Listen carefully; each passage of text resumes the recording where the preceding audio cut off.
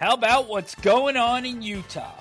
Welcome to NHL Wraparound Short Shifts for Monday, October 27th, 2025. Vic and Neil coming off a 25-game weekend, but I want to start in Salt Lake City with the Utah Mammoth. What a difference a year makes and what a difference a name makes. They go from the Utah Hockey Club to the Utah Mammoth, and they have a Mammoth record at this point. They're playing 800 percentage hockey, plus 13, and at home, 4-0-0.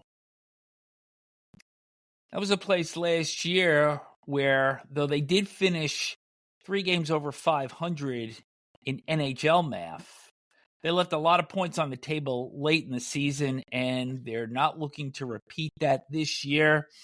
As you had said, 800 winning percentage, tied atop the league standings with New Jersey with 16 points, 7 straight wins. After back-to-back wins in Minnesota and Winnipeg, Saturday and Sunday, they took care of the Wild 6-2, and then a late goal by somebody's breakout player with 5:36 left to win the game in Winnipeg 3-2. Dylan Guenther, the Edmonton native, goes in and wins it for them in Winnipeg. This guy can shoot the puck, I'm telling you. If you haven't seen Guenther play, boy, can he shoot the puck. It's quite a story that is going on out there because you watch them play, and it appears that everything is finally coming together. All the distractions that were taking place in Arizona, a lot of these players are starting to mature. We see Cooley, we see Schmaltz, we're seeing Guenther, as you had said, and I like their defense. I think in addition to Karel Vejmelka, having Vitek Vanacek, who actually played in Winnipeg on Sunday, as your backup, this is a very sound lineup.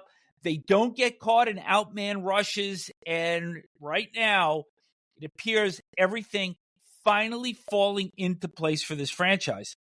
And Nick Schmaltz having a fantastic start for the team in 10 games, 16 points plus 7. Clayton Keller doing what Clayton Keller does. He's got 12 points in 10 games, and Logan Cooley off to a great start with 7 goals. The thing that makes a team good is when everybody matures at the same time. You see it happen with some franchises. The players grow up together, and that's maybe what's going on in Utah. Of course, you and I are notorious for singing the praises of clubs and then seeing them hit a wall right after that, similar to what we did with Buffalo when we had an entire show, which kind of illustrated the failings of the franchise, and they have turned things around. So, clubs may want to actually pay us to either bash them so they get out of losing streaks or to not talk about them when they're playing well. Right, exactly right. And then the teams that we do point out how poorly they're going or how tough their start has been seem to pick it up right away. Next up on our platter, Seattle Kraken. Second in the Pacific, only behind the Vegas Golden Knights with a 5-2-2 mark. They defeated Edmonton 3-2 on Saturday by 31 saves from Joey Daccord. Daccord is not in the top 10 in goals against, not in the top 10 in save percentage, but he's winning games, and he is now the clear number 1 over Philip Grubauer. I think I know somebody that had some choice words to say about Seattle's goaltending. And that might be the guy I'm looking at right now. I mean, people can't see you looking at me, but in fact, that is true. We don't want people to get all excited because we've still got a small sample size. But the early returns this year, Daccord much better than he's been in years past, and Grubauer relegated to the number 2. So good job by the Kraken, and they are responding nicely to Lane Lambert behind that Seattle bench. Yeah, I was going to mention that Lane Lambert's the first-year coach there. Another guy that's responding to this season and did it right against his old club, Jordan Eberle, playing well for Seattle. The captain has 4 goals and 4 assists so far. 8 points in 9 games, so he leads their club. You got to hand it to Lane Lambert. He's getting done right now. It's very early, but he's getting done right now what the two guys before him couldn't get done. Dave Hackstall and, of course, Dan Bylsma. A couple of notes from Seattle. Jared McCann, forward, goes to IR with a lower body injury, but defenseman Brandon Montour returned in that game against Edmonton after missing 4 games to tend to a family matter. Which was something that we've all can feel for him. He lost his brother to ALS, and it's got to be really, really tough on him. And our thoughts and prayers go out to him and his family, because obviously it's not easy, a big loss like that. And Montour, of course, a Stanley Cup winner in Florida during the 23-24 season. How about in New Jersey? 8-game winning streak for the Devils. After a 4-3 win over Colorado Sunday afternoon, Jack Hughes, 2 goals, including the overtime winner. He's got 8 goals on the season. He's tied atop the NHL with Mark Scheifele and Shane Pinto. He appears fully back from the upper body injury that basically lost any chance for the Devils to make any sort of run during the playoffs last year. Well, obviously, is a huge loss when you lose him. He's their best player, best forward, best offensive player. And so the Devils are back, and good for Sheldon Keefe. I think we said, though, in our summer coolers that New Jersey was going to be not only the class of the New York metro area, but maybe of the East, because of the way we saw everybody coming back. And certainly, again, very small sample size, very early, but they're living up to expectations. And Jake Allen playing great for them. The elder statesman, Markstrom, was on the bench, by the way, last game. He's back healthy again, enough to play backup. New Jersey's firing on all cylinders, and quite an overtime winner where Cale Makar seemed to ski slope Hughes' shot right up into the top corner of the net to give New Jersey that overtime win against the Avalanche. I watched both of those teams yesterday, and Mike Rupp made the point of whether the Devils are going to be heavy enough once we get to the playoffs to win 50-50 puck battles and to sustain pressure in the offensive zone, because their game is primarily speed. And the same could be said to Colorado. It's like, I like this team. I like their defensemen as individual players. I'm not thrilled the way that club collectively defends, though. And I think that there are potential flaws on both of these clubs that could get exposed, not now, but once we get into the grind late in the season and into the playoffs. I don't think that New Jersey is a playoff-built team, to be quite honest with you. I think that Colorado is more of a playoff team. And I just point to the comparison of Nate McKinnon versus Jack Hughes.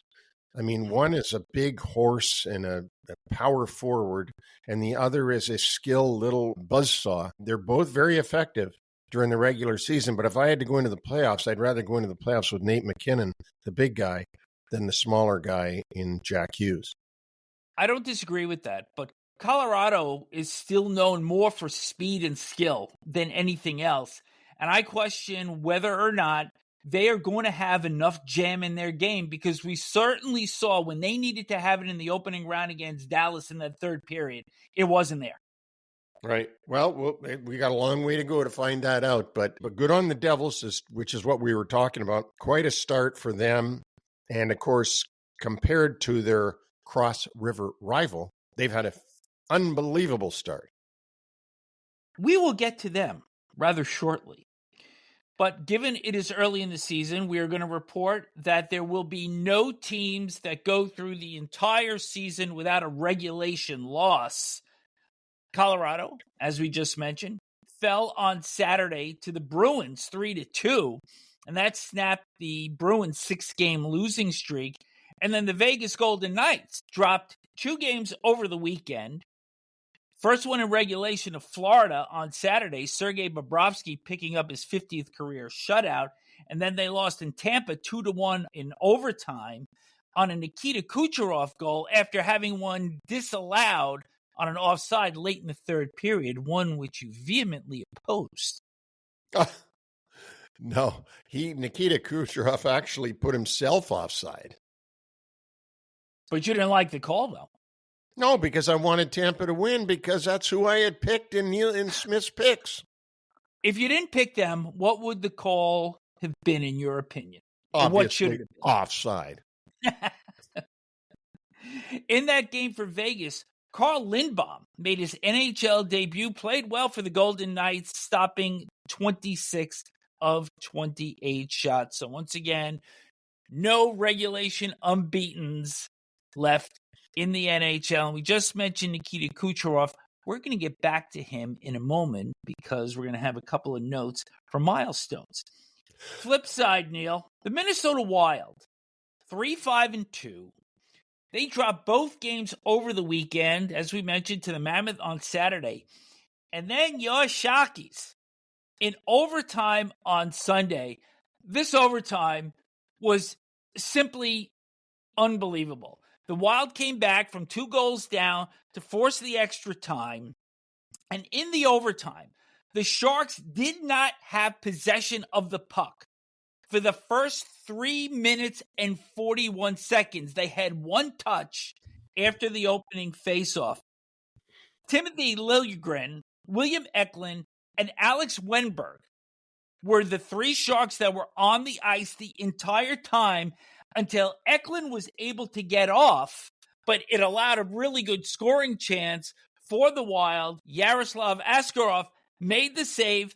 The puck came over to the near corner, and Macklin Celebrini was able to outrace Brock Faber for the puck, came all the way down ice on a breakaway, and scored the winning goal. So 2 straight overtime wins for the Sharks to beat the Rangers last Thursday night on a goal by Will Smith, this one by Celebrini, both by 6-5 scores. So the Sharks certainly feeling better about themselves. Michael Misa, the second pick in this past year's draft, his first NHL goal. And also of note, Neil, Ryan Reeves scores his second of the season. He moves ahead of Connor McDavid. And Ryan Reeves is the reason why the New York Rangers, Matt Rempe, is not on the trip with the Rangers out west, because Reeves and Rempe engaged in fisticuffs, and Rempe was hurt by a couple of the blows from Reeves. So he can fight you in the alley and he can beat you on the ice.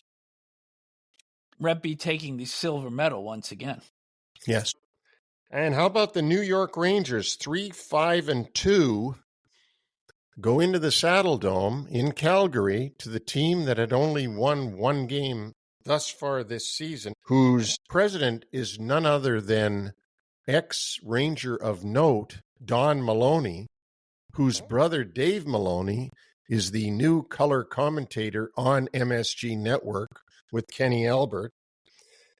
They go in and stink the place out, and the Flames beat them 5-1 on Sunday.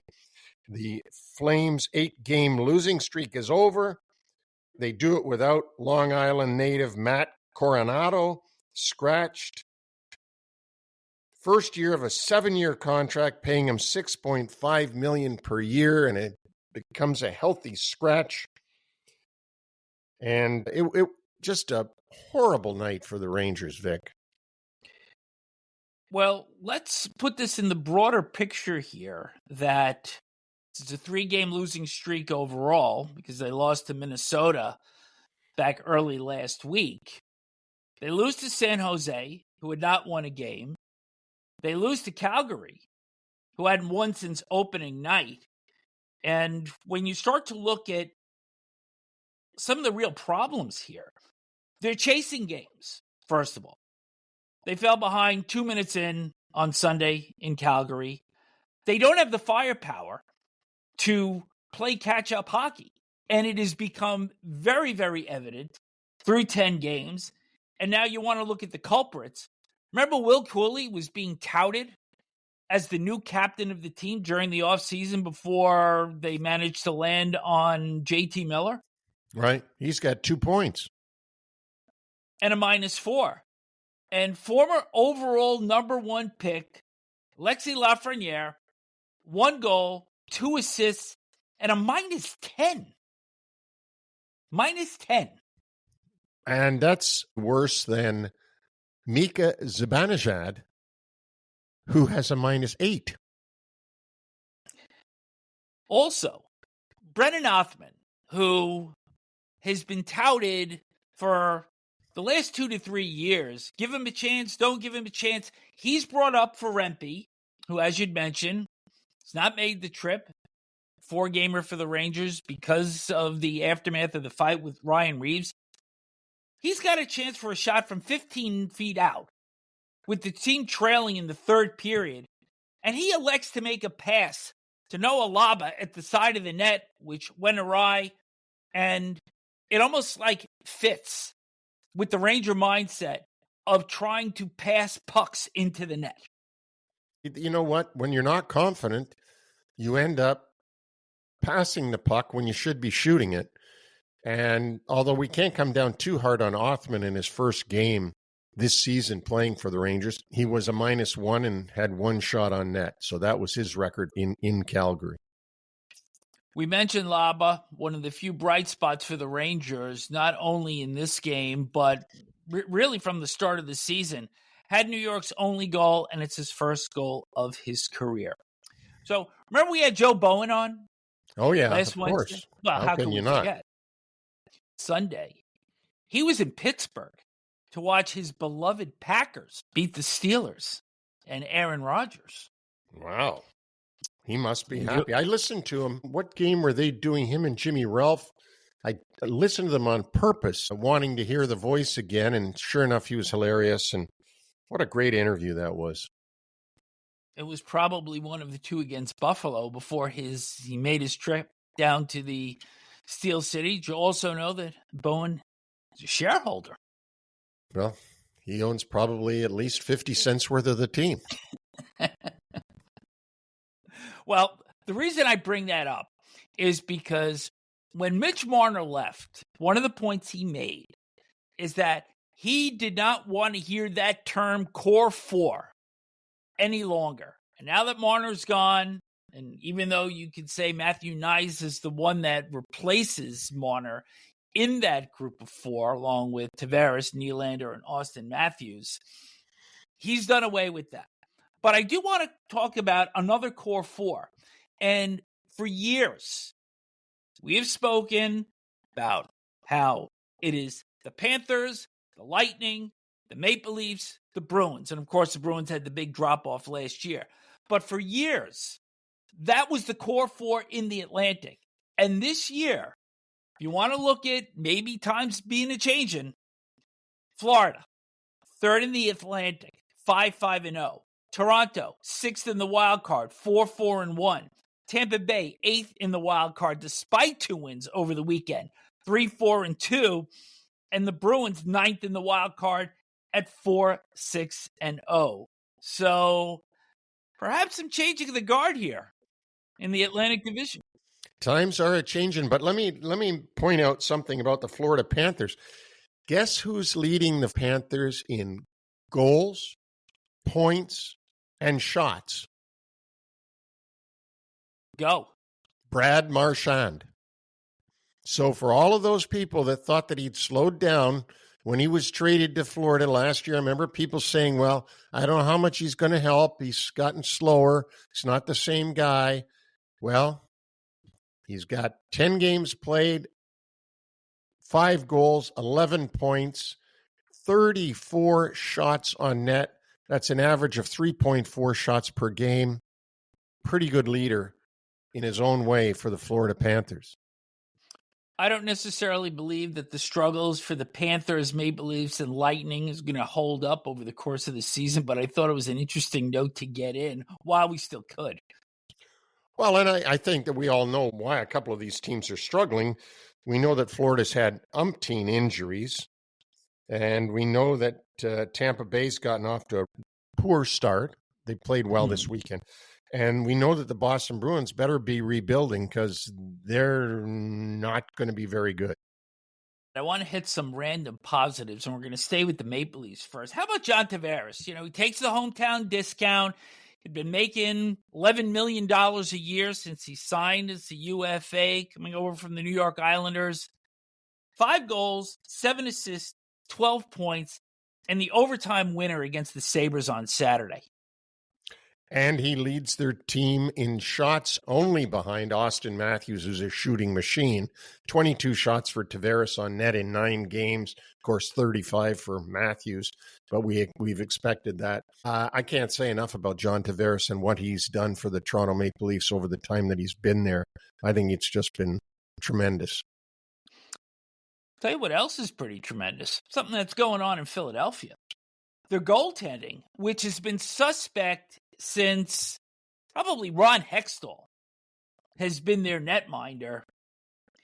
Dan Vladar and Sam Ersson combined for the 8th best goals against average thus far in the league.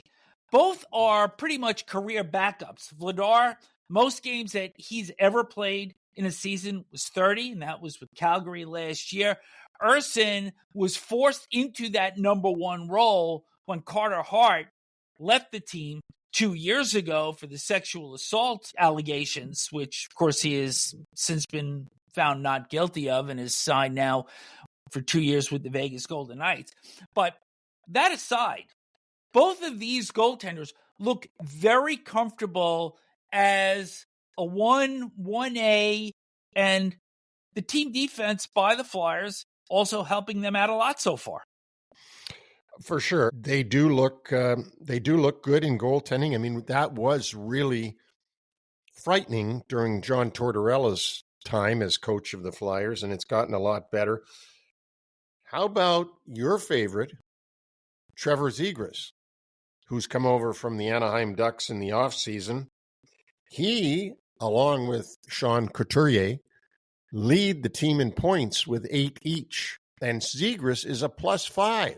So for all of us who said that he wasn't very good defensively, he got a 3-point game Saturday against the Islanders, and he's been really good. The other guy on the Philadelphia Flyers I want to mention, though, is Owen Tippett, who has 5 goals in his first 8 games. He's going for the Cy Young Award. 5 goals, no assists, 5 points, 25 shots on net.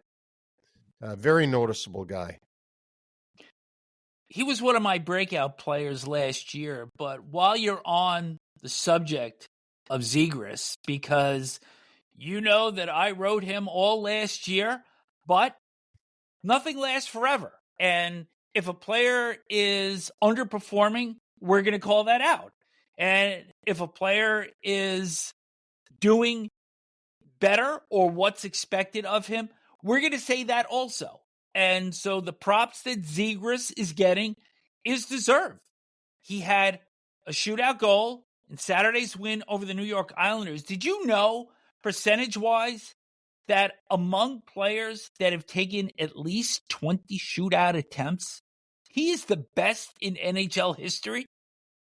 I can believe it. I saw him score that one in their latest game. He put it in like he wasn't even trying. So there's no doubt that Zegras has talent. In Anaheim, I think you've said this before, that Michigan goal and those things might have actually done him harm, because then everybody looked at him to be this highest skilled guy in the league. The NHL plastered his picture all over the place. And there was nowhere to go but down from there when you make a guy seem like he's that good. He's not Celebrini. He's not. He's not that level. He's not McDavid. He's not those guys. But he's a really high-skilled player. And maybe Danny Briere, in his own way, being a smaller guy who was overlooked for a long time in the beginning of his career, saw something in Trevor Zegras that reminded him of himself. At least the early returns showing a positive for Zegras with his change of venue. So you just mentioned Owen Tippett with the Cy Young Award, 5 goals, no assists. How about Kiefer Sherwood in Vancouver? Had 2 goals Sunday against the Edmonton Oilers, including the overtime winner. He has 6 on the season already after career highs in goals, assists, and points in 24-25. he is waiting his first assist of the season. Yeah, but boy, he's popping the puck in the net. He's very impressive when you watch him play. He's a great offensive threat for a team that needs them. Brock Besser, I might add, is also off to a good start. He missed 2 games, but he's played 8 now. He's got 6 points. 4 of them have been goals. And he looks to be back playing very well for them. And by the way, in that game on Sunday for the Canucks, they won that game without Captain Quinn Hughes, who is listed as day-to-day with a lower body injury. Let's hit a couple of milestones. And we mentioned Nikita Kucherov earlier in the show. On Saturday against Anaheim, in the first of the 2 wins by the Lightning this weekend, he collected 2 assists and has reached the 1,000-point plateau. So congratulations to one of the most dynamic offensive players in this generation. And the Lightning actually got permission from the league to stop the game when Kucherov got his 1,000th point, and all his teammates jumped out onto the ice and went over and gave him a great congratulations. He has been an amazing, amazing player so far in his career. High-skilled, fun to watch, worth the price of admission. Another guy that's been fun to watch for 21 seasons celebrated his 1,500th game. On Saturday, we're talking about Alexander Ovechkin. He is the 25th player in history to reach that mark and just the 8th to play 1,500 with one team. He is one of 2 Washington, D.C. athletes to play 21 seasons in the nation's capital. You know who the other one is? Wasn't it Walter Johnson? Did I have that written down, or did you get that off the top of your head? No, off the top of my head, of course. The big train for the Washington Senators a century ago. So congrats to Ovechkin on that achievement. But unfortunately, the celebration kind of ended there because the Capitals really came up with a lemon, losing 7-1 to the Ottawa Senators, getting outshot in their own barn, 32-13. Yeah, they were horrible, just horrible. I'm sure that Spencer Carberry had some choice things to say after that performance. We're going to hit some injuries now, and unfortunately, the list is not only long, it's significant. Patrick Laine, the Montreal Canadiens, out 3 to 4 months with a core muscle surgery associated with a sports hernia. He had actually been out since October the 16th, has only 1 assist in 5 games thus far. Rickard Rakell, forward for the Pittsburgh Penguins, had left hand surgery after being hit on the hand with a shot in Saturday's shootout loss to the Columbus Blue Jackets. He is going to be out 6 to 8 weeks. Roman Josi, Nashville captain, out week to week with an upper body injury not associated with the ailment that he was diagnosed with during the offseason. Hampus Lindholm, defenseman for the Bruins, on IR with a lower body injury retroactive to October 9th. The original injury was suffered opening night against the Chicago Blackhawks. William Nylander, Toronto Maple Leafs, missed Saturday's game against Buffalo after leaving Friday's game with the Sabres. Craig Berube is optimistic that Nylander can return Tuesday against the Calgary Flames. Dylan Strome, and this one may become significant. We'll have to wait and see as he's still being evaluated. He was tripped by Ottawa defenseman Artem Zub and then fell underneath his teammate Jacob Chikrin, ended up awkwardly going into the boards. Strome has been probably Alex Ovechkin's best setup man since Nick Backstrom. And if he is lost for any amount of time, this is going to be a big setback for the Capitals. Well, Strome has been very good for the Capitals in his second life because remember, he was tried and really has found his niche once he got to Washington. Roope Hintz, forward for the Dallas Stars, left Saturday's game versus Carolina on a hit by Taylor Hall, of all people. Hall got a charging penalty. He missed the Stars' 3-2 win in Nashville on Sunday. And forward Robert Thomas from the St. Louis Blues left in the third period of a 6-4 loss in Detroit with an upper body injury. Neil, that's two dreadful games back-to-back for the Blues because they got squashed in the first period when Utah came in and hit them for a 4 spot and lost that game, and then blew a 4-0 lead against the Red Wings. We said this was going to be a bubble team, and these are two games that they're going to wish they had back. They definitely are, and Jim Montgomery will have to sort things out there on why that could happen in Detroit with a 4-0 lead. They looked like they were off to the races and ended up blowing that one, so that's tough. Joseph Woll has returned to the Leafs after a leave of absence. He can return to playing on November 1st. Also returning, Captain Anze Kopitar for the Kings, coming back after missing 4 games with a foot injury. And now I throw this next item to you because there's a little bit of administrative news to take care of. No one could see this coming. The assistant coach, been in the National Hockey League and around pro hockey for a long time, Mitch Love, has been relieved of his duties effective immediately by the Washington Capitals following a NHL investigation, which was allegations of domestic abuse by Love's domestic partner back a while ago. The league has suspended him from work in the NHL for the remainder of the 25-26 season. And as I just said, the Capitals also have fired him from his job as an assistant to Spencer Carberry. Not the kind of news that we want to report, but things that we are obligated to do on this show. Any other updates before we wrap this thing up? Nothing earth-shattering today. We'll have to wait and see what develops as the day goes on. Let's take a look at the schedule coming up over the next few days. Monday, only 2 games, St. Louis at Pittsburgh, Boston at Ottawa. Wednesday, 1 game, Toronto at Columbus.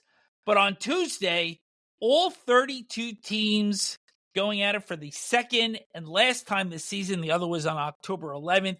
ESPN will have their Frozen Frenzy with staggered start times beginning at 6 p.m. with Pittsburgh and Philly and Calgary and Toronto, that time actually being adjusted because of the Blue Jays playing Game 4 of the World Series.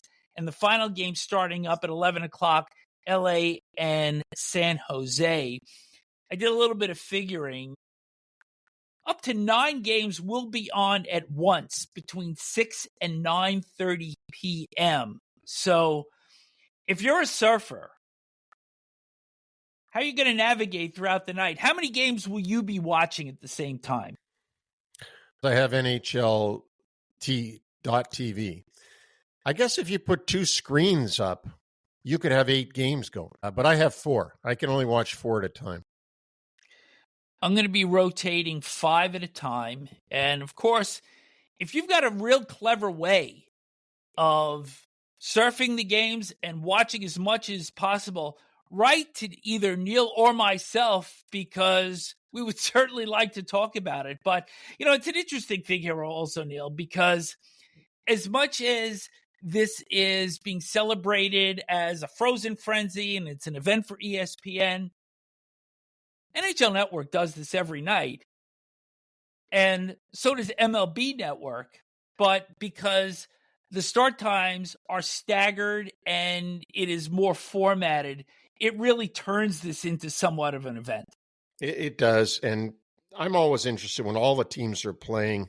I'm always interested in who's playing the next night. So the only 2 teams that don't get a break after the 32-team spectacle is Toronto and Columbus Blue Jackets, because they play each other the very next night. So Toronto goes into Columbus tired, and we'll see what happens there. For me, just on the record, perfect night is between 7 and 10 games with a good stagger of start times. You don't want to be front-loaded too much with like 7 games being played in the East out of 10 being played, but that's just me. As long as you keep them out of the afternoon, I'm happy with all of them. I just don't like afternoon games. You and me both. That'll conclude our show for today. Don't forget our website, NHLWraparound.com. Patrick Hoffman posted a brand new piece on New York Centric, and that happens to be about how it might be getting late already for the New York Rangers. And Neil and I talked about that earlier in the show. We also have Neil's Nuggets on Tuesdays and Thursdays, and Smith's Picks. A little bit of a struggle recently, but I know you'll be pulling out of it this week. 2-2-1 last night. You can only see that content on NHLWraparound.com. Wednesday, Neil, a very important show for us, very topical as we delve into the world of sports betting and the ripple effects that it has. Absolutely. And we're going to have a great guest with Dr. LipiRoy, who is an internal medicine doctor, speaker, writer, and an MSNBC and NBC News medical contributor. So I look forward to her being on and hearing her thoughts from a professional standpoint on sports gambling. We're going to talk about the NBA scandal, how it may affect the other professional sports leagues, and also addiction with young bettors that can simply bet with a click of their phone, and maybe they're not mature enough to really understand what addiction truly is.